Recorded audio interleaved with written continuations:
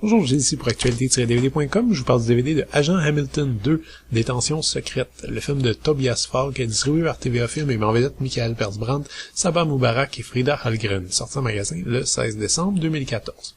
L'agent Hamilton des services secrets suédois reprend du service dans une affaire qu'il touche personnellement. Il semble que des extrémistes islamistes ont kidnappé sa filleule, mais au fil de l'enquête, l'affaire semble beaucoup plus complexe qu'elle n'y paraissait au départ. Ça dépend peut-être de l'humeur, ça dépend sans doute du mood dans lequel on est. Quoi qu'il en soit, cette seconde mouture des nouvelles aventures de l'agent spécial suédois, imaginé par Jan Guillou, m'a laissé un arrière-goût nettement plus amer que le premier. Je parle des nouvelles aventures, mais c'est vraiment quelque chose que j'avais pas mentionné lors de ma critique du premier opus, mais si l'agent Hamilton a bien commencé comme un héros littéraire dans une série de livres, il n'a jamais vraiment quitté l'écran depuis la fin des années 80. Le toujours excellent Stellan Skarsgård l'a interprété 3 fois, le nettement moins glamour Peter Haber l'a interprété dans une mini-série, suivi par Stefan Sauk et même l'improbable Peter Stormare en 98. Le pauvre Hamilton a bien pris une pause jusqu'en 2012, mais disons que ce nouveau projet marque vraiment une volonté certaine de lancer une franchise qui a toujours eu de la difficulté à s'envoler définitivement. En regardant Agent Hamilton 2, Détention secrète, on commence peut-être à comprendre pourquoi en fait. En termes simples, le personnage n'arrive absolument pas à se distinguer.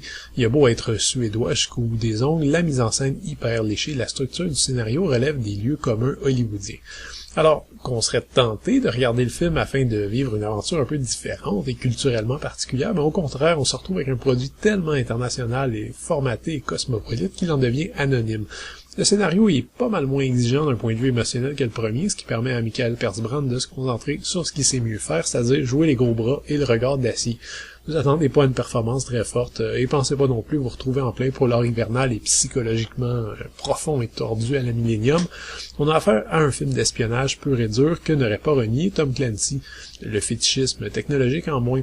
On trouve même cette fascination pour l'imagerie militaire qui m'a toujours un peu dérangé chez Clancy et qui, hélas, se retrouve de temps en temps chez James Bond lorsque ses scénaristes sont à court d'idées. Et ce qui aide pas non plus, c'est qu'en 2 films seulement, on trouve déjà de la redite. Une fois de plus, le postulat de départ tout simple cache des ramifications qui s'étendent aux sphères les plus élevées, et encore une fois, un groupe d'occidentaux censés défendre la démocratie trempe dans des affaires louches avec des terroristes, à la seule différence que c'était des Américains dans le premier et c'est des SES britanniques ici. Le résultat est le même.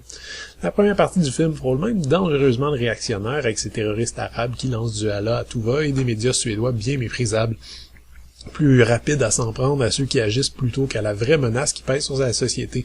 Heureusement que le reste du récit n'en rajoute pas trop, se concentrant simplement sur la quête d'Hamilton pour libérer une fillette. On pourra reprocher à la mise en scène d'être esthétisante au possible. Personnellement, je l'ai trouvée plus intéressante et mieux gérée que dans le premier, même si parfois ça a des allures de publicité. Le réalisateur a changé, ça paraît. Et plusieurs compositions sont vraiment jolies à regarder. Et en tout et pour tout, c'est la seule qualité importante de ce film qui me donne l'impression d'être volontairement ordinaire. C'est bien de vouloir faire dans le commercial et s'adresser au plus grand public, mais le résultat est ici beaucoup trop vide pour laisser la moindre impression, bonne ou mauvaise. Le DVD est présenté en 2x35 anamorphique et une fois de plus, on se retrouve avec un disque léger comme l'air qui ne contient que le long métrage et la piste en français 5.1 ou 2.0. Les puristes chercheront en vain la version originale, elle ne s'y trouve malheureusement pas. Et point de bonus, c'est pas mieux, rien du tout.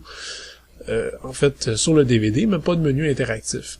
Si le premier Agent Hamilton m'avait intrigué, celui-ci me laisse plutôt froid. Je peux avoir l'air sévère, mais honnêtement, le long métrage de Tobias Falk est tellement aseptisé que j'aurais de la difficulté à y trouver des défauts ou des qualités. Presque tout ici se situe dans l'entre-deux. Réalisation efficace, personnage à la psychologie primaire, scénario à l'emporte-pièce, musique générique. C'est une aventure d'espionnage distrayante, mais sans plus, qui se regarde bien pour ceux qui veulent une alternative un petit peu plus réaliste à James Bond. C'était Gilles, merci, bon visionnement.